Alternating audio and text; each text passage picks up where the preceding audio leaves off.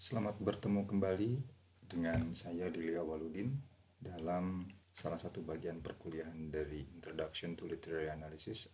Ini adalah bagian kedua dari dua bagian yang akan membahas bagaimana cara melihat peristiwa sebagai sebuah fungsi atau melihat peristiwa dari hubungan antara satu dengan lainnya. Pada bagian ini saya akan membahas dua fungsi peristiwa atau dua relasi peristiwa di dalam cerita. Yang satu adalah bagaimana hubungan peristiwa lewat tata urutnya, yaitu bagaimana peristiwa-peristiwa terhubung di dalam sebuah cerita sesuai dengan urutan-urutannya. Yang kedua adalah jenis-jenis peristiwa sesuai dengan waktu yang dibutuhkan di dalam peristiwa tersebut. Mari kita mulai dengan cerpen yang pertama yang berjudul Wangun Jatilawang, karya Ahmad Tohari. Kita akan melihat bagaimana peristiwa-peristiwa di dalam cerpen tersebut tersusun. Saya tidak akan mengambil semua peristiwa di dalam cerpen tersebut, tapi hanya 3 saja, dan kita melihat ada 2 jenis tata urut peristiwa tersebut. Yang pertama adalah tata urut di dalam cerita.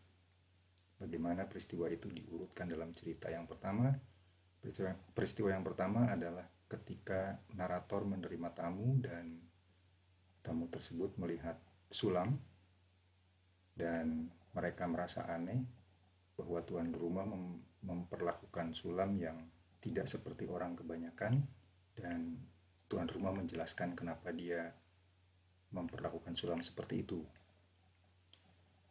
Peristiwa kedua dalam cerita adalah tentang narator yang pertama kali bertemu dengan sulam di sebuah pesta dan mempersilahkan sulam untuk duduk di sampingnya dan makan bersama-sama. Semua orang kemudian menyingkir karena tahu sulam adalah orang yang lambat, atau mereka menyebutnya sebagai wong gemblung. Peristiwa yang ketiga adalah ketika sulam datang ke rumah narator dan dipersilahkan untuk menginap, walaupun ibu narator tidak suka karena dia bilang sulam hanya akan membawa malapetaka bagi keluarga mereka. Itu tata urutannya di dalam cerita. Saya kasih yang peristiwa pertama kodenya 1, peristiwa yang kedua 2, dan ketiga 3 tentu saja. Tapi kalau kita lihat dari tata urutan waktu kronologisnya, yaitu waktu yang sebenarnya terjadi, maka peristiwa di dalam cerpen tersebut harus diacak. Karena yang pertama terjadi bukanlah ketika narator menerima tamu, tetapi yang paling jauh, yaitu ketika pertama kali narator bertemu dengan sulam di sebuah pesta. Jadi yang kodenya 2 atau peristiwa 2 dalam cerita, dalam tata urut kronologisnya menjadi urutan pertama. Sementara peristiwa kedua, yaitu ketika sulam menginap, itu di dalam cerita di dalam cerpennya berada dalam urutan ketiga, tetapi dalam urutan kronologisnya nomor 2. Justru yang peristiwa yang muncul pertama di dalam cerita secara kronologis itu adanya di urutan paling akhir di dalam 3 urutan peristiwa ini. Lalu kita lihat di cerpen berikutnya, yaitu The Bird Like No Other, karya Dorothy West. Peristiwa yang pertama yang muncul dalam cerita adalah ketika Colby berlari menembus hutan ke penginapannya Aunt Emily. Kemudian peristiwa yang kedua yang diceritakan adalah bahwa dulu anak Aunt Emily sering bermain dengan ibunya Colby ketika ibu Colby masih seorang anak kecil. Jadi itu cerita di masa yang sangat lampau. Kemudian diceritakan bahwa anak Aunt Emily meninggal dalam sebuah kecelakaan. Peristiwa yang keempat adalah ketika anak Aunt Emily sudah meninggal dan Aunt Emily berduka, dan dia memberanikan diri akhirnya untuk membuka kembali penginapan yang dia kelola. Kemudian peristiwa yang berikutnya nomor 5 adalah ketika kakak Colby sering bermain ke penginapannya Aunt Emily sambil membawa boneka. Kalau kita melihat tata urutan kejadian yang sebenarnya, tentu saja tidak seperti yang di dalam cerita, karena yang paling lampau adalah yaitu pada bagian ketika anak Aunt Emily sebelum meninggal bermain dengan ibunya Colby. Kemudian yang berikutnya adalah ketika anak tersebut meninggal dalam sebuah kecelakaan. Yang berikutnya lagi Aunt Emily memberanikan diri untuk akhirnya membuka kembali penginapannya. Dan kemudian kakak Colby sering bermain, dan akhirnya pada suatu hari Colby pergi ke rumah Aunt Emily untuk melampiaskan atau untuk menumpahkan rasa kesalnya. Kalau di dalam cerpen berikutnya, yaitu prolog Senja Emas, hanya ada satu peristiwa di tengah cerita yang isinya adalah tentang ingatan narator tentang peristiwa pertama kali dia bertemu dengan perempuan yang menjadi teman bicara lewat telepon. Jadi peristiwa pertama kali bertemu, dia bilang bahwa dia mencium bau parfum poisson. Itu terjadi sebelum kejadian Senja Emas. Teori ini pertama kali diolah oleh dua orang dari Rusia, yaitu Vladimir Prop dan Viktor Shklovsky. Yang pertama adalah peristiwa-peristiwa diurut di dalam cerita. Itu disebut sebagai sujet. Kemudian yang kedua, yang ada di dalam kolom kedua, yaitu kalau peristiwa-peristiwa itu dirunut secara kronologi menurut kejadian sebenarnya, itu disebut sebagai fabula. Kemudian fungsi yang berikutnya adalah yang terkait dengan waktu yang dibutuhkan oleh sebuah peristiwa. Teori ini diungkap oleh Gerard Genet, seorang strukturalis dari Prancis. Misalnya kita lihat di paragraf pembukaan di dalam cerpen The Bird Like No Other. Kalau kita baca paragraf tersebut, mungkin membutuhkan waktu sekitar 20 atau 25 detik. Tetapi peristiwa yang sebenarnya, Colby lari menembus hutan, kemudian dia melihat ada jalan yang terbuka, dan dia melihat rumah Aunt Emily, sebagainya. Itu membutuhkan waktu yang lebih lama dari 25 detik. Jadi narasi cerita itu lebih pendek daripada peristiwa yang sebenarnya. Kita bisa analogikan dengan misalnya seseorang bercerita, tadi malam kawan saya curhat. Tadi malam kawan saya curhat itu hanya terdiri atas 5 kata, padahal curhatnya sendiri tidak mungkin terjadi, tidak mungkin durasinya sama dengan 5 kata. Curhatnya misalnya 20 menit, 30 menit, 1 jam.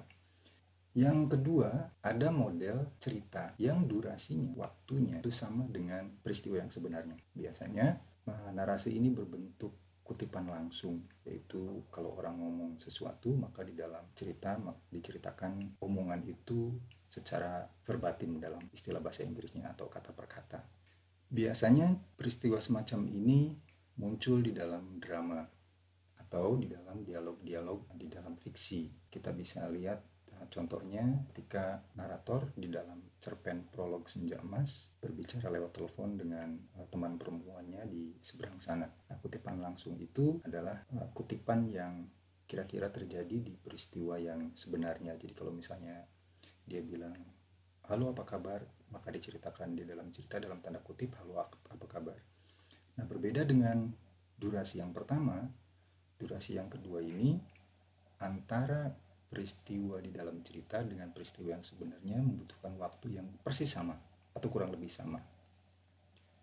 Kemudian yang ketiga, ada lagi jenis peristiwa yang kalau di dalam film itu adegannya freeze atau berhenti. Dalam cerpen atau di dalam fiksi ada bagian ketika misalnya narator memberikan evaluasi atau memberikan kesan tertentu terhadap suatu hal. Misalnya di dalam cerpen Wangun Jatilawang itu ada bagian ketika narator bilang bahwa kemampuan nalarnya kukira tidak sama dengan orang normal atau semacam itu. Itu adalah evaluasi dari narator terhadap Sulam. Narasi semacam ini tidak ada rujukan peristiwa yang sebenarnya. Nah, jadi si orang yang dideskripsikan itu seakan-akan berhenti dulu untuk dideskripsikan oleh cerita. Jadi kalau misalnya peristiwa narasinya kalau kita baca itu membutuhkan waktu sekitar 20 detik, peristiwa yang sebenarnya tidak ada atau nilai waktunya adalah 0. Kemudian yang keempat, ada yang justru sebaliknya. Peristiwanya ada, tetapi di dalam ceritanya tidak ada. Contohnya adalah salah satu bagian di cerpen The Bird Like No Other, disebutkan for the rest of the summer and the summer that followed. Di antara summer dengan summer ada autumn, kemudian winter, dan spring. Nah, 3 musim ini dilewat begitu saja di dalam kalimat itu. Demikian yang jenis yang keempat. Gerard Genette memberi nama untuk masing-masing durasi yang dijelaskan di atas. Kalau narrative event-nya lebih kecil atau lebih pendek waktunya daripada real event-nya, dia menyebutnya sebagai summary. Kalau narrative event-nya sama waktunya dengan real event, maka disebut sebagai scene. Kalau narrative event-nya ada ceritanya tetapi yang diceritakan tidak bergerak atau tidak ada, atau waktunya nol, maka disebut sebagai pause. Sementara yang jenis yang keempat, yaitu yang narrative event-nya nggak ada, padahal real event-nya ada, itu disebut sebagai ellipsis. Maka selesai sudah kita membahas 3 fungsi peristiwa. Apa yang bisa kita simpulkan dari ketiga jenis fungsi peristiwa tersebut? Di dalam fungsi peristiwa yang kita sering sebut sebagai plot piramida Freytag, kita mengenal ada beberapa hubungan peristiwa. Paling tidak ada 5, yaitu pembukaan, rising action, climax, falling action, dan resolution atau denouement. Plot ini diketahui banyak orang, populer dibandingkan dengan yang lain, akan tetapi kelemahannya kadang-kadang agak sulit membedakan atau agak susah untuk melihat batas, misalnya antara exposition dengan turning point dengan rising action dengan climax dengan rising action dengan crisis dengan climax, dan seterusnya. Sering sekali di dalam diskusi di kelas, satu orang dengan orang yang lain berbeda untuk menentukan misalnya mana rising actionnya dan mana climaxnya dan mana falling actionnya. Kemudian kelemahan yang ketiga adalah bahwa teori ini atau fungsi ini itu sangat baik diaplikasikan untuk cerita-cerita klasik, tetapi tidak bisa atau sulit diaplikasikan untuk cerita-cerita modern, terutama yang orang sebut sebagai cerita avant-garde, seperti Prolog Senja Emas karya Seno Gumilar Dharma. Kemudian fungsi yang kedua yang sebut saja sebagai event order, ini dibandingkan dengan plot Freytag lebih bisa diaplikasikan ke segala macam cerita, baik cerita klasik, cerita abad pertengahan, atau cerita modern sekalipun. Kemudian yang kedua, keunggulannya adalah bahwa teori ini sederhana. Tetapi itu juga menjadi kelemahannya karena banyak orang menganggap bahwa teori ini justru terlalu sederhana dan tidak bisa menganalisis cerita secara mendalam. Kemudian kelemahan yang kedua adalah bahwa event order seringkali gagal untuk menjelaskan peristiwa-peristiwa yang di dalamnya tidak ada durasi waktunya, atau yang tadi disinggung sebagai peristiwa pause. Kalau ada deskripsi itu masuknya kemana? Apakah dia masuk ke sebelumnya atau masuk ke sesudahnya? Apakah bagaimana dia dimasukkan ke dalam urutan kronologis? Itu seringkali nggak masuk dan seringkali dilewat sebagai sebuah peristiwa. Yang ketiga, yaitu durasi peristiwa. Sebagaimana event order juga bisa diaplikasikan ke segala macam cerita. Kemudian yang kedua juga sebagai teori, sebagai sebuah fungsi, ini sederhana, mudah dipahami. Tetapi kelemahannya adalah kita sulit mengira-ngira durasi sebuah peristiwa, baik dia sebagai durasi narasi, yaitu ketika diceritakan satu kalimat yang isinya 10 kata itu apakah identik dengan 10 detik atau 20 detik atau 30 detik, itu juga susah untuk ditetapkan. Nah, jadi demikian ketiga teori tentang fungsi peristiwa di dalam cerita. Terima kasih atas perhatiannya. Kita ketemu lagi pada materi berikutnya.